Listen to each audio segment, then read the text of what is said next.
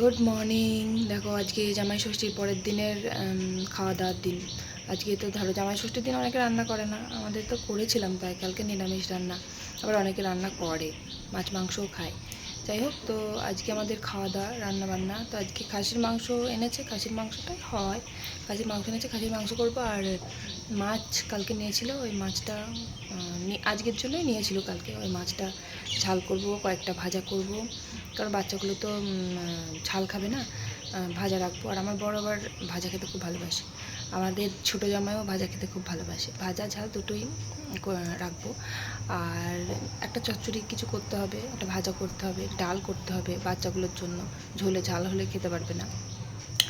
এখন কটা বাজে? এখন 8:15 বাজে। আমার তো কাজ হয়ে গেছে সব। আর গুবলুকে খাওয়ালাম, আমিও খেলাম। বড়টা তো ডাকলে ওঠে না। আর মা ভাত বসিয়ে দিয়েছে, এবার নিচে যাবো দিয়ে ভাত দেখি গিয়ে চাল টাল মনে ধুয়ে দেয়নি, চালটা ধুয়ে দিয়ে গিয়ে গ্যাসেতে খানিকটা করে নেব। ভাত হতে হতে হয়ে যাবে, ডালটা সেদ্ধ করে নেব। খুব ক্লান্ত শরীর, কি ঘুম পাচ্ছে, ভালো লাগছে না। কালকে আমার খাটাখানিটা বেশি হয়ে গেছিলো। কালকে ওই গ্যাসে রান্না করেছি, তো উপরে গ্যাসে রান্না করেছি, তাই একটু দাঁড়িয়ে দাঁড়িয়ে রান্না করেছি। পায়ে খুব যন্ত্রণা করছিলো খুব। দাঁড়িয়ে দাঁড়িয়ে রান্না করলে খুব কষ্ট হয়। আমার বসে বসে রান্না করলে অতটা সমস্যা হয় না, কিন্তু দাঁড়িয়ে দাঁড়িয়ে রান্না করতে খুব কষ্ট হয়। চলো নিচে যাই, দেখি কী রান্না বান্না হবে। রান্না তো জানি কী কী হবে।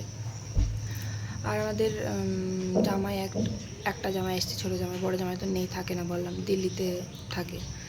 চলো আর কি করা যাবে।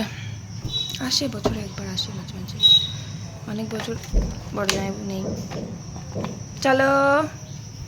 আর গুবলু দেখো এখনও শুয়ে আছে, গুবলুর খাওয়া গেছে, কিন্তু বড়টা এখনও ঘুমোচ্ছে। আজকে তো রবিবার, ছুটি। পড়া ছিল সকালবেলা, কিন্তু ম্যাম বলেছে নাকি পড়াবে না, তাই জন্য বাড়িতেই আছে, এখনও ঘুমোচ্ছে। ডাকলাম উঠলো না। গুবলু উঠে আসো। নিচে চলে এলাম, দিয়ে গ্যাসে একটু মুসুর ডাল সেদ্ধ করব। মুসুর ডালটা কড়াইয়ে সেদ্ধ করতে দেব। আর ওই যে দেখো আমার দুই ননদ এখন সবজি কেটে দিচ্ছে বসে বসে, আমার সব জোগাড় জানতে করে দিচ্ছে। ওটা শাড়ি পরে আছে, ওটা হচ্ছে আমার বড় ননদ, আমার নিজেরই ননদ। তোমরা কমেন্ট করেছিলে যে তোমার দুই ননদই কি নিজের? দুই ননদই আমার নিজের। একটা হচ্ছে বড় ননদ, ওই যে সবজি কাটছে, আর ছোটো ননদ আদা কাটছে, আদা রসুনগুলো কেটে দিচ্ছে। তো মুসুর ডালটা আমি কড়াইয়ে বসিয়ে দিলাম। তো উনুনেই রান্না হবে। মা ওদিকে ভাত বসিয়ে দিয়েছে, আমি চাল টালগুলো মাকে ধুয়ে দিয়ে আসলাম। আর এদিকে সব জোগাড় জান্তি করে দিচ্ছে, আমি ওদিকে ফটাফট রান্না করে নেব।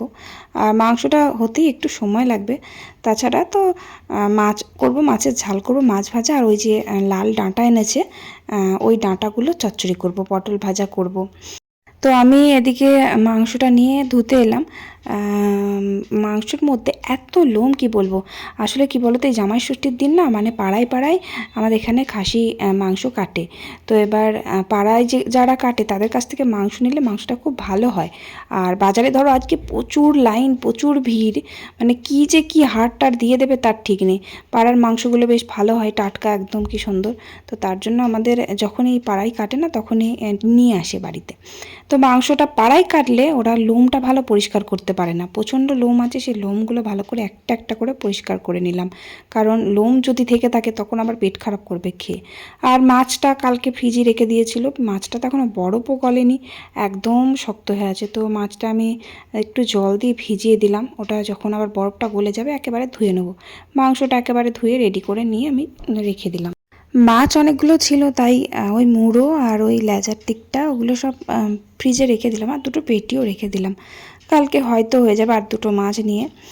আর একটু পেঁয়াজ ভাজা করলাম, অনেকজন আছি তো, আলু ভাতে খাবো, আবার আলু সিদ্ধ একটু না হলে হয় না। মাছের ঝাল করবো, জল খাবারই খাবার আর কি।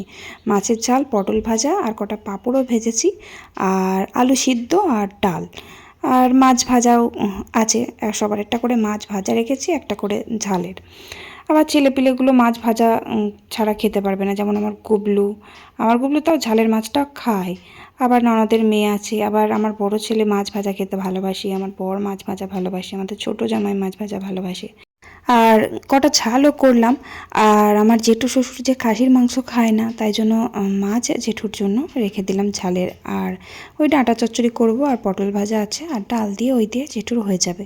জানো তো, জামাই ষষ্ঠীর দিন আমার একটু মনটা খারাপ লাগে। প্রায় 6 বছর হয়ে গেল জামাই ষষ্ঠীতে আমি এখানেই আছি। কারণ আমার মা মারা গেছে, ধরো 5-6 বছর হতেই চললো। তো আমার মা যখন বেঁচে ছিল তখন জামাই ষষ্ঠীর আগের দিনকেই যেতাম, বা আবার জামাই ষষ্ঠীর দিনও যেতাম। তখন মা গিয়ে মা ধরো রান্নাঘরে রান্না করতো, আর মায়ের পাশে বসে কত গল্প করতাম আর মায়ের রান্না দেখতাম। আবার মা মাংস কষতো, তো আমাকে এক বাটি দিয়ে দিত, নে তুই আর জামাই মিলে মাংস খা। মানে সেই সুখ আর সেই শান্তি না, মানে কোথাও নেই সত্যি করে। যখন সব মেয়েরা বাপের বাড়িতে যায়, তারপরে জামাইরা যায়, তখন আমার ভাবি তাই যে সত্যি করে মা বেঁচে থাকলে আজকে আমরাও যেতে পারতাম। আমার বর, আমি, আমার 2 ছেলেকে নিয়ে বাপের বাড়িতে যেতে পারতাম, কত আনন্দ করতাম। আমার গুবলু তো মানে মামার বাড়ি কী জিনিস সেটা চিনলই না। তাও মামা তো মাঝে 2বার এসেছিলো, তাই মামাকে চিনতে পেরেছে, কিন্তু দিদার মুখ তো আমার গুবলু দেখতে পায়নি। তবে আমার বড় ছেলে খুব আদর পেয়েছে আমার মায়ের। তখন আমার মা তো, আমার বড় ছেলে যখন ছোটো ছিল তখন তো আমি খুব যাতায়াত করতাম, মাঝে মাঝে বড় ছেলেকে নিয়ে একাই চলে যেতাম বাসে করে। কারণ পাড়ায় সব মেয়েরা আসতো বাপের বাড়িতে, সবার সাথে দেখা হতো, বান্ধবীদের সাথে দেখা হতো। তারপরে ভীষণ মানে পুরনো একটা মানে গল্প, মানে কি বলবো, বিয়ের পর দেখবা যখন বাপের বাড়ি যাওয়া হয় তখন পুরনো বান্ধবীগুলোর সাথে দেখা হয়, পুরনো গল্প যেন আর শেষ হয় না। মানে এত ভালো লাগতো সেই সময়টা। এখন আর কি বলবো, সবই তো দেখতে পাও চোখে। আমি যেতেই পাই না বাপের বাড়িতে, কারণ আমার মাও নেই, ওদিকে বাবাও নেই, দুজনাই নেই। তারপরে দাদাও এখন থাকে না, দাদা বাইরে কাজ করে, বাইরে থাকে, আর বৌদি থাকে বাপের বাড়িতে থাকে। তাই জন্য আর কোথাও যাওয়া হয় না। আর এদিক ওদিক যাই ঘুরতে, জেঠিমার বাড়িতে যাই, বোনের কাছে গিয়ে ঘুরে আসি, এই অবধি। আর আমাদের ওখানে ষষ্ঠী পুজোতে খুব মজাটা বেশি হতো, কেন জানো তো? এখানে ষষ্ঠী তলাটাই কেউ পুজো দিতে যায় না, মানে ষষ্ঠী তলা আমাদের এখানে আছে অনেক দূরে, কিন্তু কেউ যায় না। মেন কথা হচ্ছে দূরে হোক, কিন্তু কেউ যায় না এখানে, সব ঠাকুর বাড়িতে পুজো দিয়ে আসে।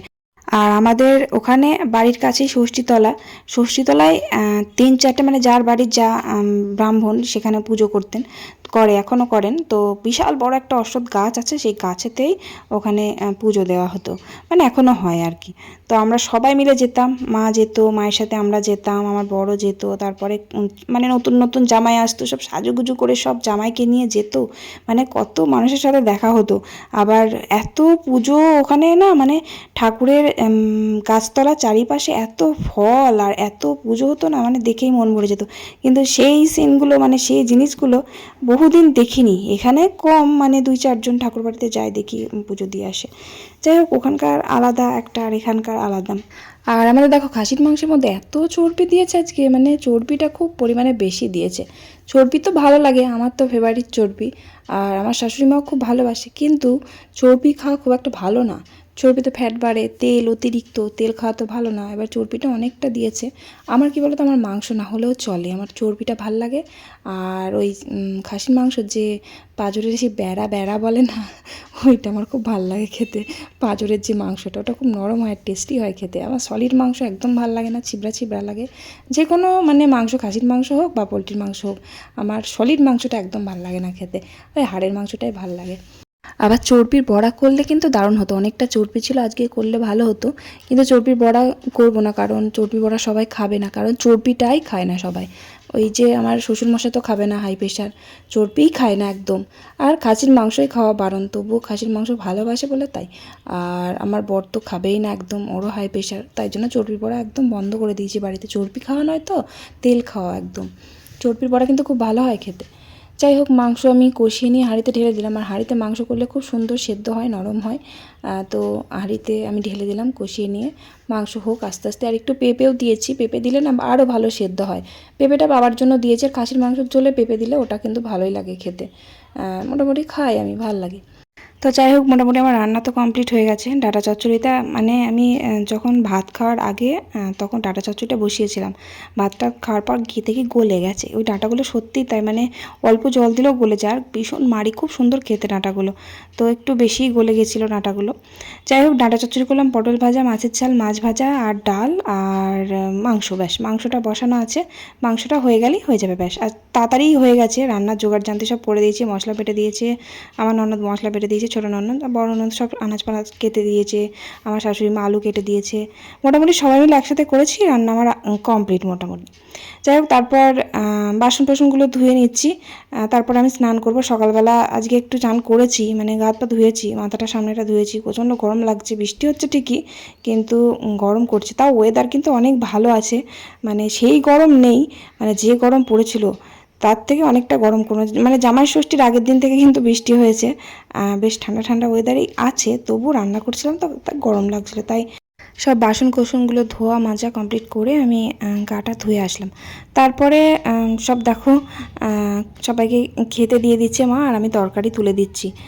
মানে মাংস ঝোলটা তো হাঁড়িতে করেছি, এবার মাংসর ঝোলটা হাঁড়ি থেকে ঢেলেছি।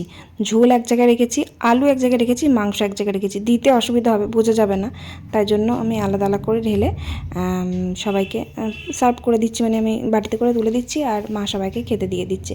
আর ছোটো ননদ আর নন্দাই ঘরে আছে, ওরা খাচ্ছে মায়ের ঘরে, আর আমরা সব বাইরেতেই খেয়ে নেবো বারান্দাতে। ভেবেছিলাম ওপরে যাবো, ওপরে গিয়ে সবাইকে খেতে দেবো, কিন্তু প্রচুর জিনিস বয়ে বয়ে নিয়ে যেতে হবে। ভাত, মাংস, তরকারি, থালা বাসন, জল, অনেক কিছু বয়ে বয়ে নিয়ে যেতে হবে ওপরে। তাই জন্য ওপরে আর গেলাম না, এই নিচেতেই সবাই খাওয়া দাওয়া করে নিলাম। যাই হোক, তো মাংস ঝোলটা ভালো হয়েছিল, আর চর্বি পেয়েছি বেশ আমার মনের মতন একদম। চর্বি আমার খুবই ভালো লাগে। যাই হোক, ওই দিয়ে ভাত খেয়ে নিলাম। আর বর ননদেরও খাওয়া হয়ে গেছে, সবার খাওয়া হয়ে গেছে। লাস্টে আমি, মা আর আমার বর খেলাম। আমার বর মাঠে গিয়েছিল, অনেক দেরি হলো আসতে, তাই জন্য লেট হয়ে গেল, একসাথে খেলাম। ড্রাগনগুলো সব পেকে গেছে, আজকে দুটো পারবো। নিচের দুটো সব কটাই পেকে গেছে, এই যে দেখো সব রং এসে গেছে, কিন্তু নিচের দুটো বেশি লাল হয়ে গেছে। নিচের দুটো তুলে ফেলবো, বৃষ্টিতে বলছে নাকি ড্রাগন নষ্ট হয়ে যাবে, তাই জন্য নিচের দুটো তুলে ফেলবো। তিনটেই পেকে গেছে, ওপরে একটা, চারটে, পাঁচটা, ছটাই পেকেছে। না, তিনটে, চারটে, পাঁচটা, ছটা, সাতটা আছে, একটা তো একদমই কাঁচা। যা কাঁটা নিচের দিকে ঝুলছে, পারবো কি করে সেটাই ভাবছি, তুলবো কীভাবে সেটাই ভাবছি। ওই দিকটা যাওয়ার কোনো চান্সই নেই। দেখো এখানটা আমি যে ওই যে নিচে তিনটে ঝুলছে, ওটা আমি কী করে পারবো, প্রচুর কাঁটা, আমার খুব ভয় লাগে। মানে এত কাঁটা, গাছ থেকে ড্রাগন তোলাই মুশকিল। কোথায় আছে দেখো, একবারে নিচে। ওই দুটো তুলে দেবো, ওইটা তুলে দেবো। কাঁটা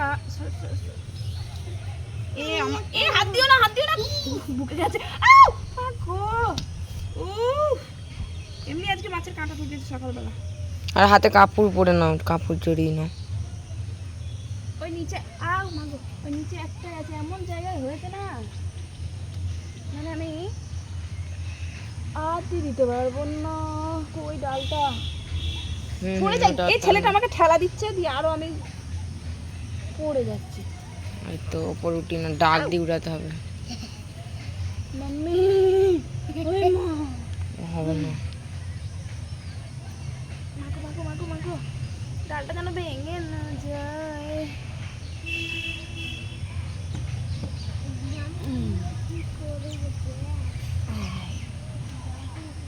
বুঝতে পেরেছি, খাওয়া পিঁপড়ে লেগে গেছে তো, আর সবার আগে এই ফলটাই পেকেছে।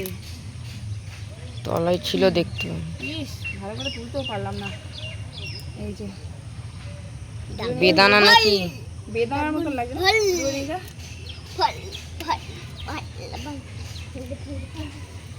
বাপরে বাপ, তিনটে ফল মোটামুটি পেকেছে ভালো মতন। এটা পাখিনি, এটা তুলবো না বুঝলে, ওটা বাঁধতে হবে না, হাত দাও না, এটা পাখিনি, এটা থাক। তিনটে তুললাম, এখনো চারটে আছে। কি সুন্দর লাগছে না, কেটে দেখবো। ভেতরটা পুরোটাই গোলাপি, কি নরম সফট, তুলতুল করছে। দেখি, দেখ কি নরম না, সব কেটে দেখি যা কেমন। কি সুন্দর টকটক টকটক করছে, দেখো একবারে দেখেই মন ভরে যাচ্ছে। কেটে দেখবো কেমন, কাটবো। চলো, কত গোলাপ ফুটেছে দেখ, কত গোলাপ ফুটেছে, দেখো কত গোলাপ। তাই সোনা, তুমি ছিঁড়ে দিলে? ও শুকিয়ে গেছে, যেগুলো পাতা ছিঁড়ে দিয়েছে। ডগা কেটে দিয়েছিলাম, সব ফুলগুলো আবার অনেক ডালপালা বেরিয়ে প্রচুর গাছ হয়েছে। আর এদিকে লঙ্কার ফুল এসছে, দেখো কত, তাও বৃষ্টির জন্য নষ্ট হয়ে গেছে। নীল জবাটা দেখো কি সুন্দর, এই যে এই গাছগুলো বৃষ্টিতে ভালো বড় হয়ে গেছে। চলো ড্রাগনটা কাটিকে গিয়ে দেখি কেমন খেতে হবে। গুবলি এসো, তুমি খাবে ড্রাগন ফল? চলো।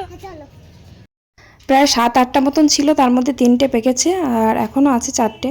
তো এবার আমি এই 3টেই তুলে নিয়ে আসলাম। আমার ছোট ননদের বর এই ড্রাগন গাছের ডালটা দিয়েছিল, ওর থেকেই এত বড় গাছ হয়েছে। তো ছোটো নন্দ আবার বিকালবেলা বাড়ি চলে গেছে, তো তার আগে একবার পেরে ওকে খাইয়ে দিলে ভালো করতাম, খুব ভুল হয়ে গেল। কারণ ও সকালবেলা বলছিল যে বৌদি ড্রাগনগুলো পেকে গেছে, পারবে না। তো আমি আবার ভাবছিলাম যে তোমাদেরকে দেখাবো, ভিডিও করব, তাই জন্য আমি আর তখন পারলাম না, কাজে তখন সকালবেলা ব্যস্তই ছিলাম। তো সেই জন্য আমার খুব খারাপ লাগছে যে নন্দাকে দিতে পারলাম না, খুবই খারাপ লাগছে। ও বাড়ি চলে গেছে, ওর আবার কালকে অফিস আছে, তাই জন্য থাকলো না, বাড়ি চলে গেছে। আর কালারটা দেখো, এত সুন্দর কালারটা, টকটক টকটক করছে একদম, মানে হাতে লেগে যাচ্ছে। আর একটু মানে ল্যালানি টাইপের হয় খেতে, কিন্তু আমার ভীষণ ভালো লেগেছে, ভীষণ টেস্টি। আমি কিন্তু ভেবেছিলাম খুব একটা ভালো না, কিন্তু ভালো খেতে, ভীষণ মিষ্টি। সবাইকে দিয়েছি কেটে, সবাইকে, ননদের বাড়িতে, কাকিমাদের বাড়িতে, সবাই টুকরো টুকরো করে কেটে সবাইকে দিয়ে এসেছি। অনেকগুলো হয়েছিল, 3টে ধরো, এবার একটু পিস পিস করে সবাইকে দিয়ে আসলাম। যাই হোক, তো আজকে আমার বড় ছেলে সন্ধ্যে দিচ্ছে, কিন্তু অনেকদিন পর সন্ধ্যে দিচ্ছে, তার শঙ্খ বাজাতে পারছে না, তাই খুব রেগে যাচ্ছে। মা, শঙ্খ আমি এত সুন্দর বাজাতে পারি, শঙ্খ কেন বাজাতে পারছি না? খুবই রেগে যাচ্ছে, আমাকে বলছে তুমি শঙ্খটা বাজিয়ে দাও। অনেকদিন সন্ধ্যে দেয়নি তো, তাই শাঁখ বাজানোটা ভুলে গেছে। যাই হোক, অনেক কষ্টে শঙ্খটা বাজিয়েছে। তারপর আর কি, দেখো রাত্রেবেলার শুধু ভাত বসিয়েছে মা, তরকারি সবটা বাড়ছে, যা তরকারি আছে সব হয়ে যাবে, আর কিছু রান্না করবো না। সারাদিন রান্না করেছে, রাত্রেবেলা রান্না করতে ইচ্ছা করছে না। আর আমার গুবলুসোনাকে যে পড়তে বসিয়েছি, আর গুবলুসোনা জানো তো খাতায় লিখতে শিখে গেছে এখন, মোটামুটি সবই পারে খাতায় লিখতে, কারণ স্কুলে তো আর সিলেটে লেখাবে না, খাতাতেই লেখাবে, তাই খাতাতেই প্র্যাকটিস করাতে হচ্ছে। তো চলো, আজকের ব্লগটা আমি এখানে শেষ করছি। ভালো লাগলে অবশ্যই একটা লাইক করে কমেন্ট করে দিও। চলো, tata, bye bye, good night.